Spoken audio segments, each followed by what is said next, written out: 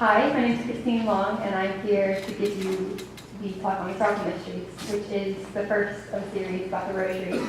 If you don't know what the Rosary is, very simply, it is a way we pray, and it's basically sets of 10 Hail Marys and Our Fathers and Glory Bees in between them. And I will go into more detail on that in a little bit, but first let's begin in prayer. Father, Son, Holy Spirit, amen. Jesus, thank you for the beautiful weather. Thank you for the wind. Thank you for the sun. Thank you for showing your love to us. Holy Spirit, guide our words, guide our steps, guide our actions. Help us to love like you want us to love. Jesus, give me the courage to give myself up completely to you, to let you speak completely. Let these be your words, but not mine. Jesus, help us to remember that we are enough, that you love us just the way we are right now, and that you love us so infinitely. You love us so much. Help us to rest in that love and help us to find peace. Amen. Son, Holy Spirit, amen. So as I said before, my name is Christine Long. I'm a junior here at Mizzou, double majoring in English and history.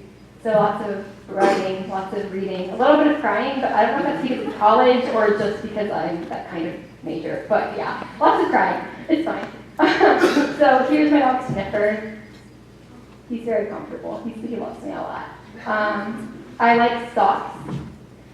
And I get distracted by flowers and clouds a lot. And I have the tendency, if you ever travel with me, I have the tendency to get lost and wander off in churches. So if you're around with me, you might need to have one of those little child leashes to make sure I don't because I will literally want to leave. I won't want to leave the church. That'll come back, but yeah. So as I said before, we are starting a series on the Rosary and the mysteries of the Rosary. And if you don't know how to pray the Rosary, that's totally okay. I didn't actually learn how to pray the Rosary until really learn how to pray it until freshman year of college when I decided to do it every day for Lent. Because, funny story, I didn't realize I didn't know how to pray it until I looked back on it. 10th grade, my dog was dying, and I'm just like, okay, I'm going to pray the Rosary for my dying dog, because that's, what a 10th grader would do, right?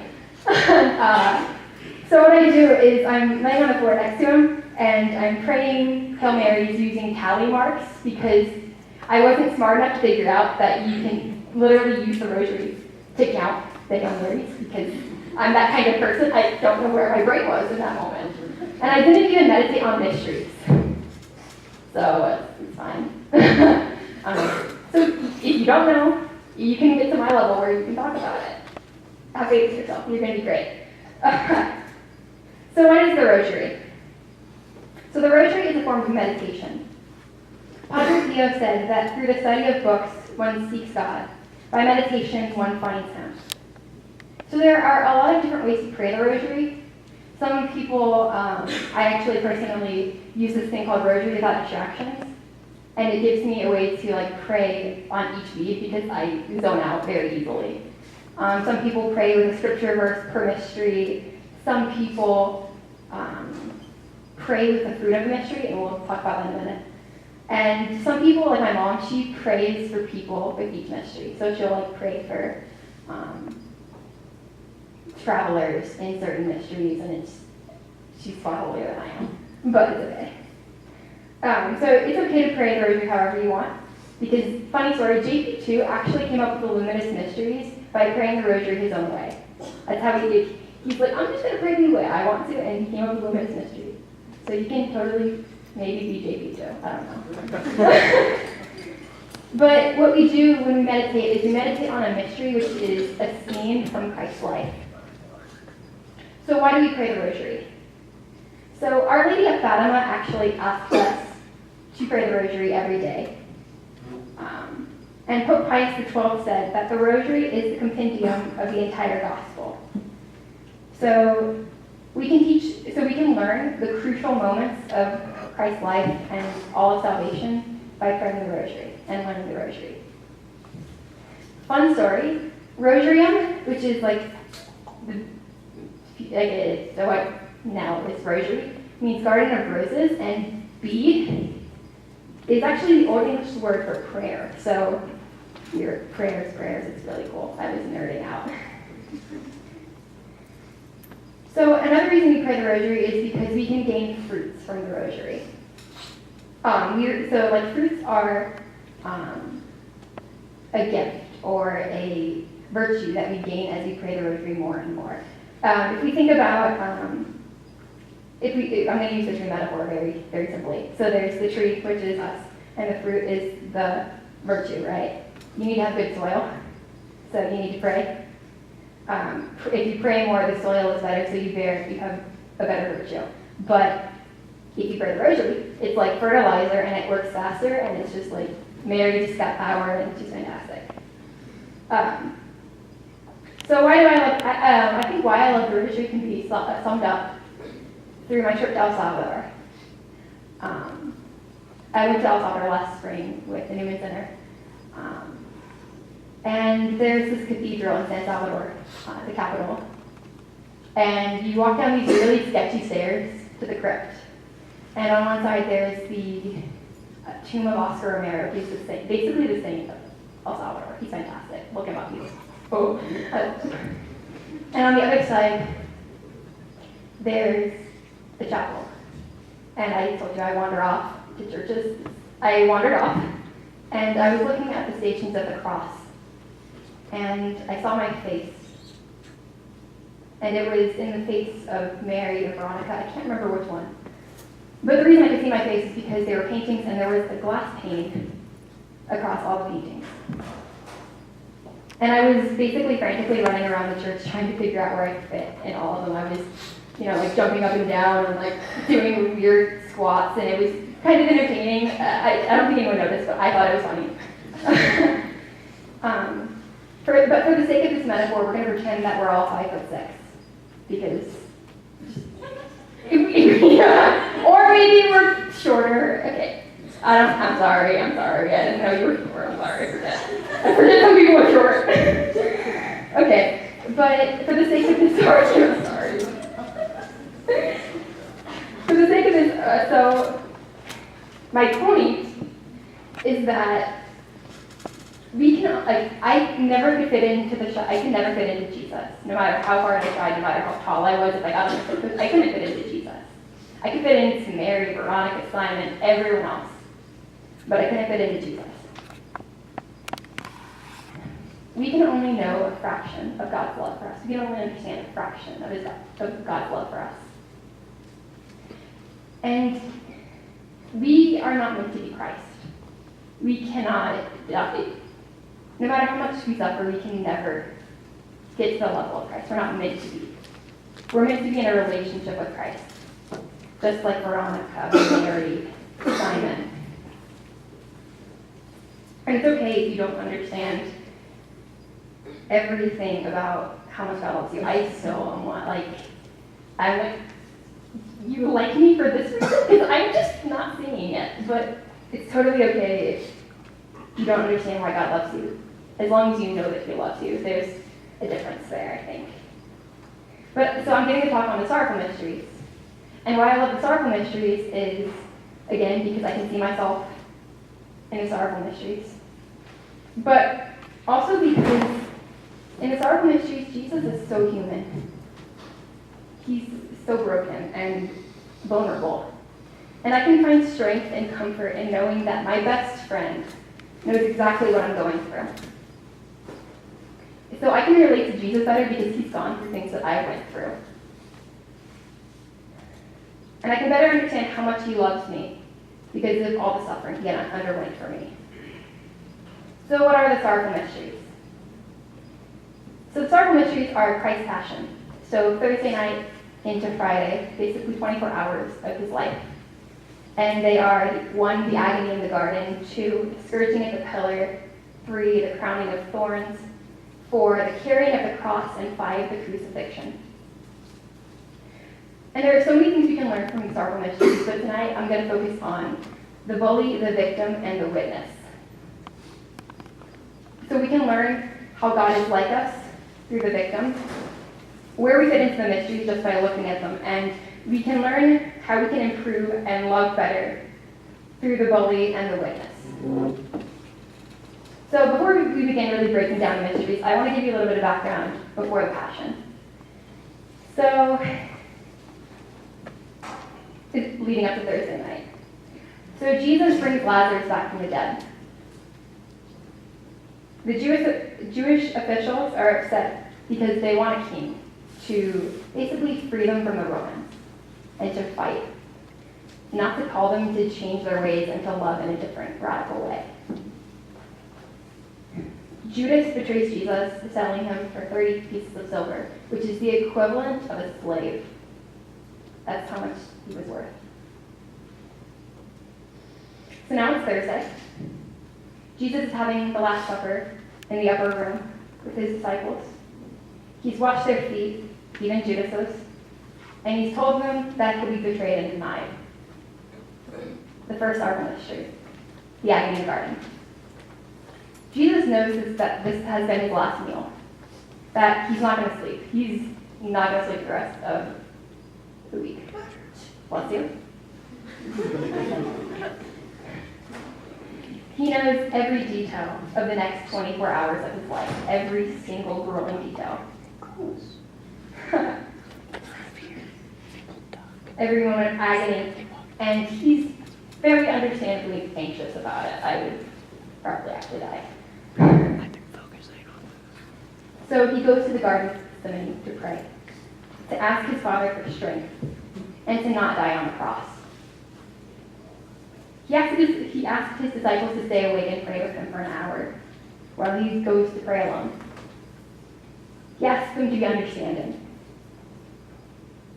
He's told them over and over again how he's going to suffer, and they don't understand it. Just like we don't understand it. And he feels so much anxiety and endures so much stress that he starts sweating blood. And then he comes to find his best friend, who he asked to support him, asleep. Judas then betrays him, turning him over to the high priest, who then take him away. So in this mystery, the bully is Judas, who betrays Jesus, and the high officials, who desire to kill an innocent man rather than change. The witness are the disciples, who fall asleep and fail to support Jesus. And the victim, most obviously, is Jesus, who undergoes mental and spiritual suffering. He represents, in this, to me, mental illness and spiritual dryness. He undergoes anxiety, extreme anxiety, and he feels hopeless and depressed. So the fruit of the first mystery, the sorrowful mystery, the agony in the garden, is conformity to God's will. Jesus didn't want to die on the cross. He did not want to do that, but he did, because it was what God wanted. The more you pray the agony in the garden, the more open and able you'll be to conform to God's will and do as he desires, and it's for your best interest to do so. The second mystery is the scourging at the pillar. Jesus is taken to the high priests, who accuse him, slap him, mock him, and spit on him, all while trying to find a reason to kill him. They take him to the governor, Pontius Pilate, who questions him and knows of his innocence. He, being Pontius Pilate, allows the crowd to choose between Barabbas, a robber, and Jesus to set free. And the crowd has been convinced by the chief priests and elders to release Barabbas. So he releases Barabbas rather than follow his conscience and sends Jesus to be scourged. So Jesus is tied to a pillar and whipped. And it's not just like one whip. I don't even know how many it is, but it's multiple pieces of leather. And on each piece, there's shards of metal and bone at the end. So it hurts even more. And in the culture, you're supposed to receive, in Jewish culture and in Roman law, you're only supposed to receive 40 lashes. Because 40 is what is defined as what could kill a man. So what they do is they give them 39 because in case you miscount. But even if Jesus only received 39, Because there were so many lashes, he received way more than 39.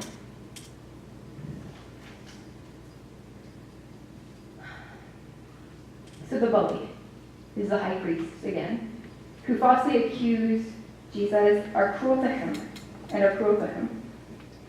And the scourger, who physically tortures Jesus. The witness, the crowd, who is convinced to release Jesus, and not release Jesus, you release the criminal, you release Jesus, he said. Pilate, who knows that Jesus is innocent, and he does nothing. And the victim, Jesus, who undergoes unbelievable physical suffering, which he offers for us. So Jesus is a representation of physical pain and physical suffering. And the fruit is mortification, which basically is a way of, means death of sin. So what you do is you deny your human desires. So like, if you fast from Facebook or you fast from coffee, you're less dependent on it. So it's a way to like get rid of those sins that you have. So basically it's a way to become more dependent on God and no longer need earthly things. So those who pray for mortification are far more able to say no and deny themselves the worldly desires. Just skip these really quick because I don't like carrying extra paper. The third mystery, the third dark mystery, is the crowning of the thorns. So after Jesus is scourged, Pilate hands him over to be crucified. You're not supposed to be scourged and crucified, but he does. The soldiers stripped Jesus of his clothes and placed a red military cloak on him. As the Jews had wanted a soldier to liberate them from the Romans. It was a way to mock Jesus, because why aren't you a military leader? They create a crown made of thorns and force it onto his head and place a reed in his hand as a scepter. And both of these things mock Jesus and his king status, because he's got a crown and he's got a scepter. So they shove it onto his head just to further hurt how he's already been beaten, and now they're adding the thorns to his head. They spit on him, and then they rip the cloak off, which will hurt all of his back again. And they put him back in his own clothes to be crucified. So the bully is the soldiers who cause physical and emotional pain. The bystander is Pilate, who knows of Jesus' innocence and again does nothing. And the victim is Jesus, who endures physical pain, but more importantly, emotional pain, and that he's mocked. So Jesus represents emotional pain, and he understands what it's like to be bullied and harassed and treated cruelly with words. So the fruit of the crowning of thorns is moral courage. Jesus is strong throughout all of his suffering. He doesn't hurt anyone. He doesn't, if I was there, I would have been like, you're calling me stuff? Fine, let's go. He doesn't do anything like that. Thank you. He doesn't retaliate. He doesn't do anything. He looks at everyone around him with love. So those who pray can pray for the courage to be kind, to be loving towards others who are unloving, and to stand up for their beliefs. Getting crazy, isn't it? So the fourth sorrowful mystery, one of my favorites, and it's the carrying of the cross. So the cross is forced upon Jesus' already bleeding and torn back. So he accepts it, and he falls. He meets his mother along the way, and their eyes lock. Their eyes looking at each other. The crowd pushes him further and further, just forcing him to his death. And the soldiers realize that Jesus won't actually make it if he continues to carry his cross. We can't crucify him if he dies here. So they force the cross on Simon, who carries Jesus' cross. Simon is in the crowd, and he carries it. And Veronica wipes Jesus' face. All the blood and spit that's already filled up on his face. Wipes all of it off, leaving the face of Jesus on the cloth. He falls again, meets women who weep for him, and then he falls once more. So the bully is the soldiers who force the cross onto Jesus and Simon, and the crowd who pressure and mock Jesus. Witnesses. Mary, who looks at Jesus with love. Simon, who helps Jesus to carry his cross. And Veronica, and the women who comfort Jesus. And the victim is Jesus, who falls, exhausted. He fails over and over again, all while carrying his cross. In this mystery, he represents what it's like to carry our daily crosses. He understands what it's like to fail. Like, I failed at Lent. I have been awful. But he understands what it's like to fail. And the fruit is patience. So Jesus falls over and over again, but he keeps going. So you can pray for patience to endure suffering, patience to wait, and patience to be kind. The last one, kind of important. Fifth Sorrowful mystery. Crucifixion. It's nude. Jesus is stripped of his clothes and nails are driven into his wrists. Not his palms like everyone thinks. Because if you put them in his palms, it would rip through the skin and he wouldn't be able to hold himself up. So they put it through the wrist so they can actually hold up. So he's nailed to the cross. And beside him are two prisoners who are also being crucified. One mocks him along with the crowd and scribes and the elders, and the other asks, "Remember me when you're in paradise." He asks Jesus, that's all he wants, is to be remembered. And Jesus, he promises, "You'll be with me in paradise."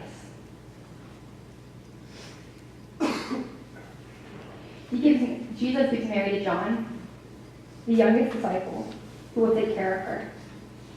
Jesus cries out, my God, why have you abandoned me? And I thirst."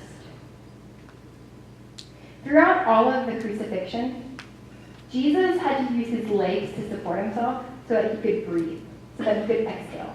So he would have to force up onto his legs and so he could exhale, and then if his legs weren't killing him, it was his arms killing him because the nails driven in. So, and because of the extreme pain he was enduring from his arms and his legs, he couldn't think. That's how much pain he was in. He couldn't breathe either.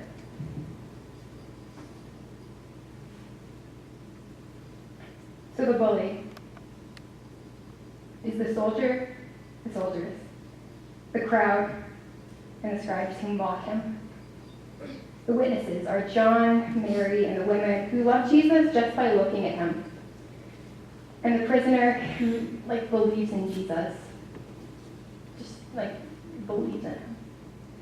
And the victim is Jesus, who faces his mortality, faces death. He faces loneliness, and he feels completely abandoned by God. And I know it doesn't really make sense. Why would the Son of God feel completely abandoned by God? That doesn't make sense. But the way that Jesus knows that God is with him, he knows it, but he still feels like he's alone. The way that I can think about it is, think of a messy room. If you've always seen a messy room, you kind of know how to find stuff, and that's what humans are. But Jesus has been a spotless, clean room. And you can find anything, anywhere, you know exactly where everything is. But now, Jesus, is so messy you can't see anything. You can't even find the bed. You can't find anything. And that's why Jesus is unrecognizable to God in this moment. Because of sin, he's taken on all of our sin. So the fruit is perseverance. Despite all of Jesus' suffering, he remained faithful and did not give up simply because he was tired or scared. So he just prayed that he could keep going. That's all he had to do is keep going. Sometimes that's all we have to do is keep going. So what do we learn? Jesus has undergone every kind of suffering that humans can face.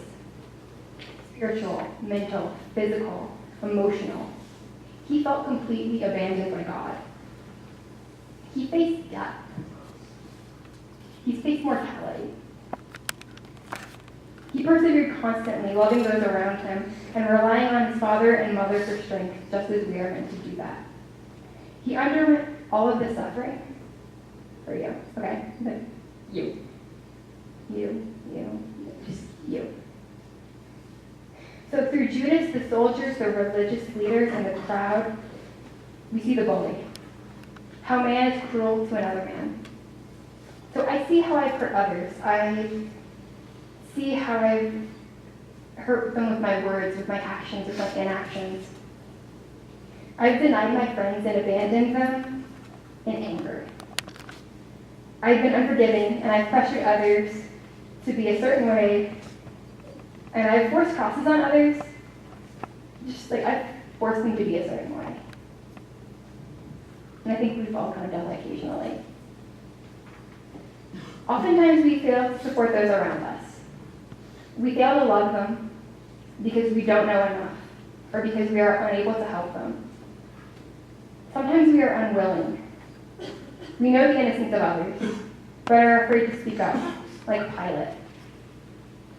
We rely on others to do the good we were meant to do ourselves. We're called to love others by helping them with their burdens, like Simon, by believing in them, like the sinner, by comforting them and being with them in their pain, like Veronica. But sometimes we can't even help. We can't ever help them. We can't. Sometimes the best way to be there for someone is to stand next to them in their suffering and look at them with love, like Mary and John, and just like support them in your heart because you can't do anything. But, okay, Jesus didn't die just to teach us a lesson. I feel like he would have just given a parable at this point. He answers why did he die for you with one phrase. I thirst. I'm wearing that shirt. My favorite boyfriend Jesus. He's like talking about later. I thirst. He became human so that he would have a human heart with human longing for love. So like there's that like unfillable love and desire for love that you have as human. He has the desire to love and be loved. And all that Jesus wants is to show you how much you are loved. Okay. He has a U-shaped heart, U-shaped hole in his heart, and you have a Jesus-shaped hole in your heart. Okay. So the way that I think about this, think about shapes, like the little shape sorters when we were little, right? I love those things. Okay, so think about the shape sorters. There's a circle, there's a triangle, there's squares, there's hearts, there's stars. I'm an octagon, just for in case I'm an octagon. Okay. He wants you to love the way that you love.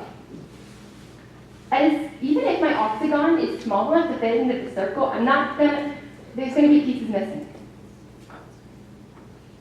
I can only fit my love, like I can only love the way that I love.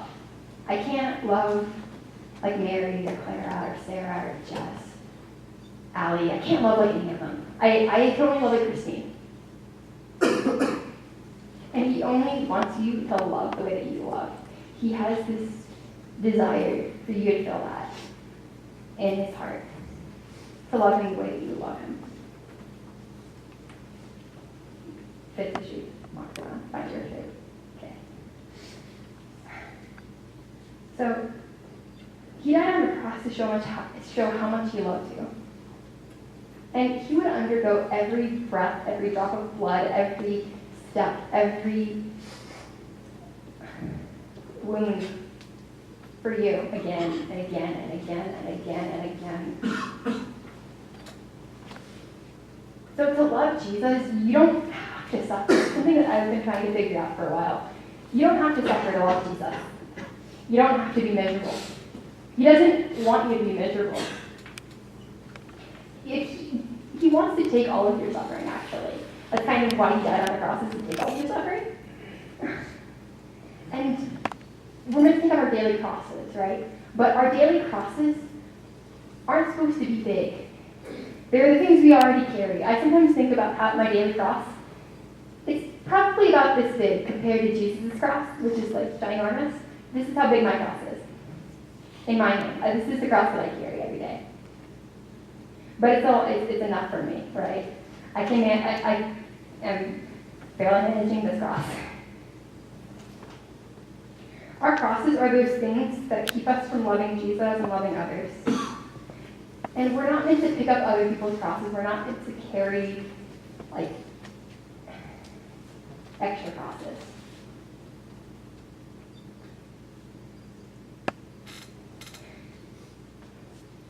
We're not called to carry more, but be more intentional with the crosses we already carry.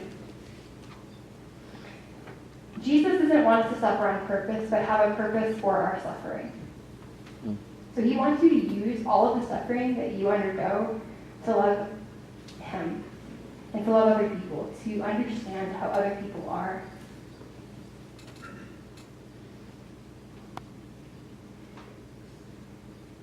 And that's what we're meant to do. We're meant to use our suffering to love others, but not suffer more.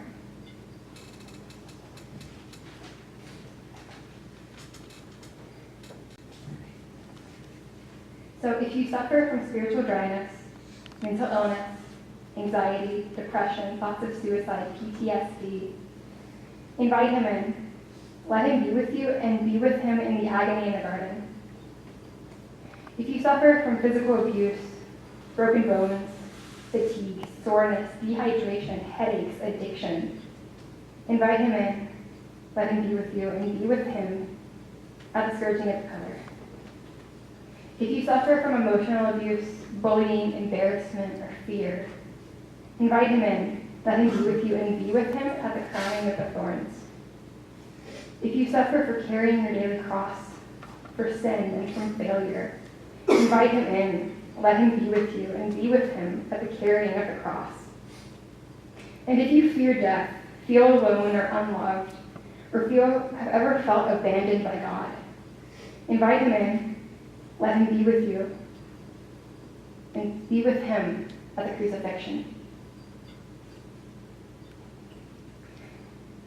So we're going to go into a time of reflection, actually. And it's going to be a time of meditation. There's going to be some questions on the board.